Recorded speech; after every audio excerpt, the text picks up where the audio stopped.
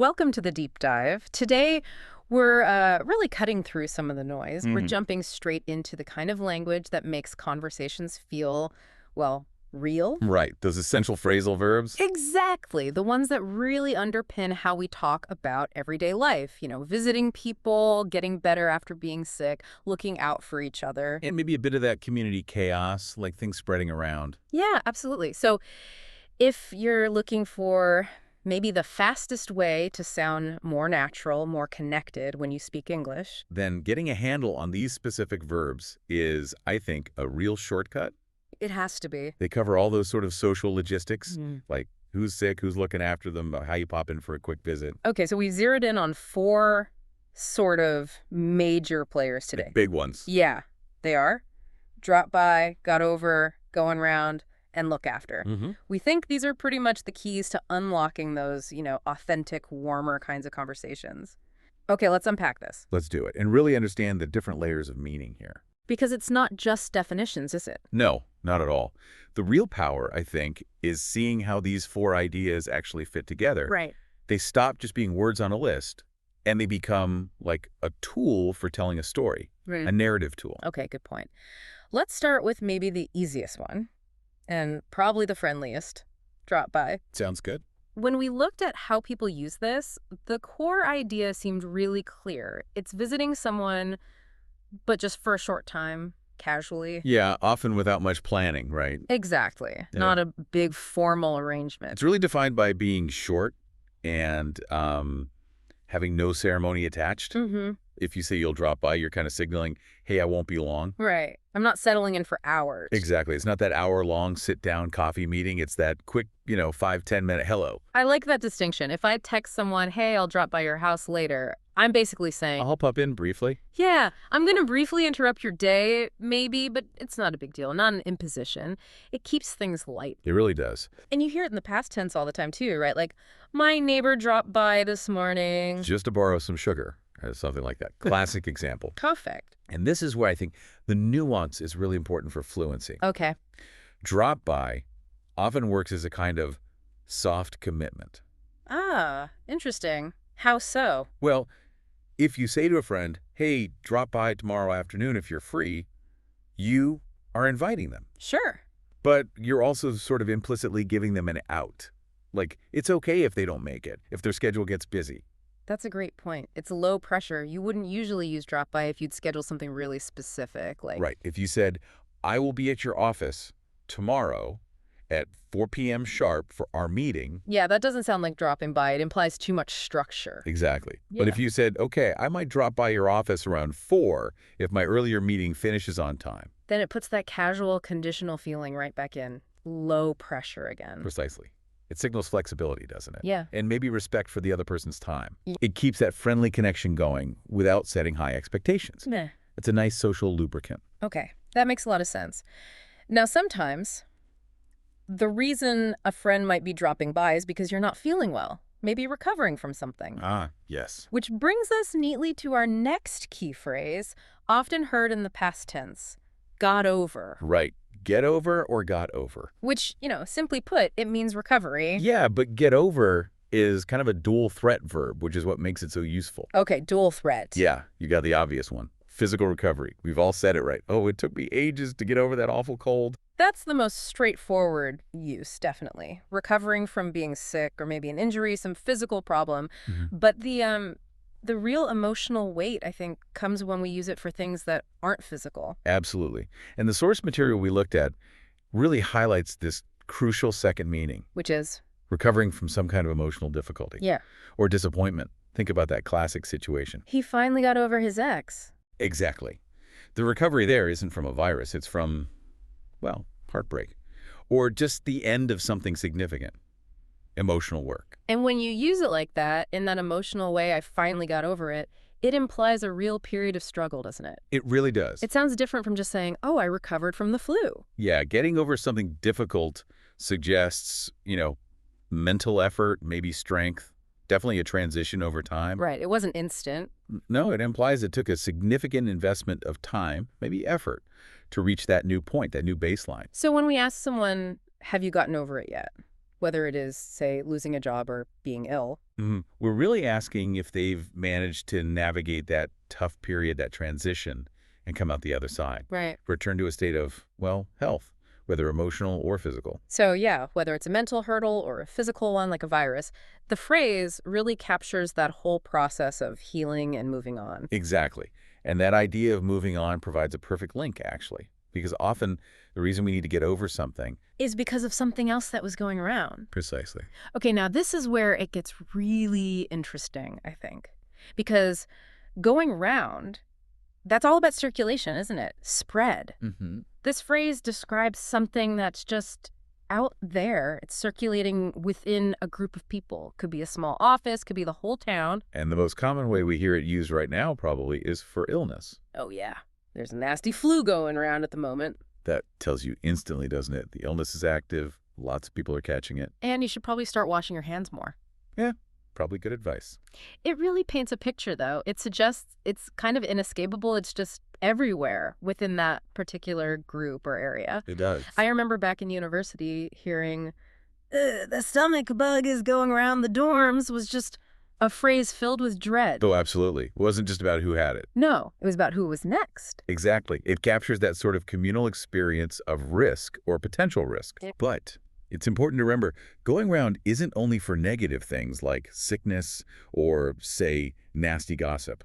Right, that's a good point. It just means something is being distributed or shared among a group. It can be totally neutral Uh, or even positive. like... Well, you might see some viral video or meme online and say, oh yeah, there's a really funny cat video going around on social media. Okay, yeah. So the core idea is just that it's being shared widely, rapidly, repeatedly within a certain circle. That's the essence of it. And it's really useful in conversation because it sums up a trend or a risk without needing all the specifics. How do you mean? Well, say you need to politely cancel plans. Hmm. You just say, oh, I'm so sorry, I can't make it tonight. There's something unpleasant going around at work, and I really don't want to spread it. Ah, okay. That's actually a very efficient and natural way to signal that community health thing without getting into details. Exactly. Okay, so if the flu is going around Mm-hmm. and someone gets sick and they take some time to get over it, Right. they might need a bit of help. Which leads us perfectly to our fourth key phrase. Look after.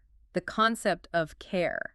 Look after. Yeah, this one's quite lovely, actually. It's beautifully simple in its core meaning. Which is? It just means to take care of someone or something. But it carries this really strong feeling, this flavor of responsibility and nurturing. The examples seem really broad, too. We usually think of, like, living things first. Sure, pets and people. Can you look after my dog while I'm away? Or she looks after her younger sister after school. Or he looks after his elderly parents. Those are very common, direct examples of providing care.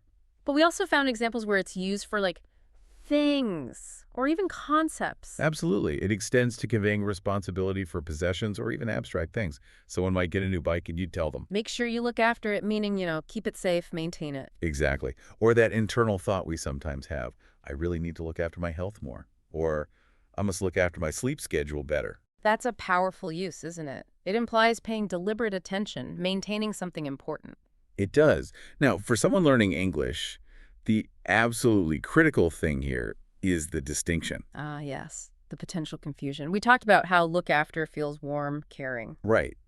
But it's so easy to mix it up with a very different phrase. Look for. Oh, definitely. Happens all the time. Because they both start with look. But look for just means search, right? I'm looking for my phone. Whereas look after is about care and protection. I'm looking after my neighbor's cat. Completely different meanings, miles apart. But that shared first word trips people up. So remember, look after is focused on that future well-being, protection, confirming that sense of deliberate kindness. It really is the language of support. It truly is. And, what we've managed to do now is define these four really critical concepts. We've got spreading, Going round, casual visiting, drop by recovering, got over, and caring. look after, right. But the fluency shortcut, The real value of this deep dive, I think, is seeing how they all weave together. How they combine to form one single, seamless story. Exactly. That's the goal. Absolutely. Because when you hear these four phrases used together naturally, that's when English stops sounding like a list of definitions. And starts sounding like actual conversation. Yeah. Real life. Yes. So let's maybe revisit that narrative structure we talked about, the one we analyzed from the sources. Imagine a little story that pulls them all together. Okay, let's try it. Something like, okay, so last week I caught this really nasty stomach bug. Honestly, there's definitely one going around right now.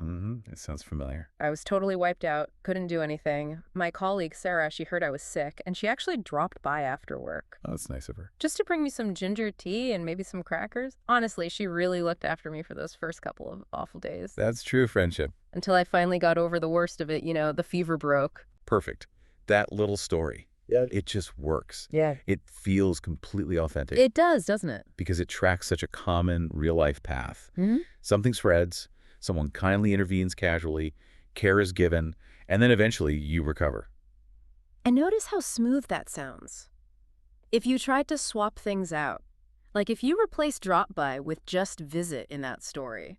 It loses something, doesn't it? That spontaneous, low-key feeling. Yeah. Or if you swapped got over for just recovered. Yeah. Maybe it loses a bit of that implied difficulty, that struggle. I think so.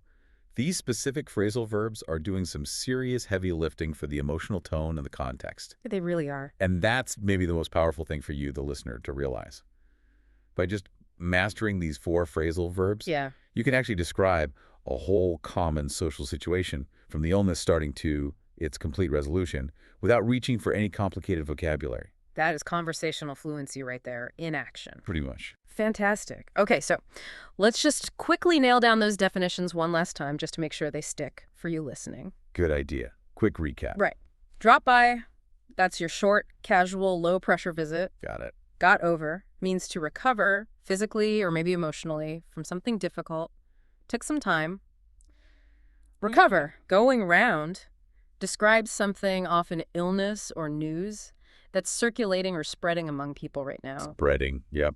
And look after means taking on the responsibility of caring for someone or something, nurturing, protecting. Take care of. Perfect. Okay. Now, if we connect this back to the bigger picture, becoming a really fluent communicator, Yeah. the only way to really make these part of your active language is practice. Always comes back to practice. It does. Don't just memorize the definitions on the page. You need to actually use them. Create the story yourself. Oh, I love that idea. Yes. Try creating your own little story using all four phrases. Make it personal. Yeah, make it specific to your life. Maybe about a time a pet was sick and you looked after it, or a funny rumor that was going around your old job. Exactly. And here's the really crucial part. What's that? Say it out loud. Ah, yes. Don't just write it. No. Practice speaking these phrases. Get the natural rhythm, the stress patterns right. Phrasal verbs especially need that oral practice. Why is that? Because often the flow, how they sound, actually helps convey the meaning. Practicing aloud makes them available, like right away when you're actually talking to someone. They become automatic. That is absolutely brilliant advice. Okay. Well, our next deep dive is actually going to build on this idea of sort of personal action and getting things done. Oh, interesting. Yeah, we'll be shifting focus a bit, looking at verbs that help us talk about progress, resolution, figuring things out. Good. Specifically, we're planning to look into phrases like keep on, move forward, turn out, and figure out. Yeah, another great set. Very useful. We think so too. But until then, please do take that excellent advice. And make sure you look after yourself.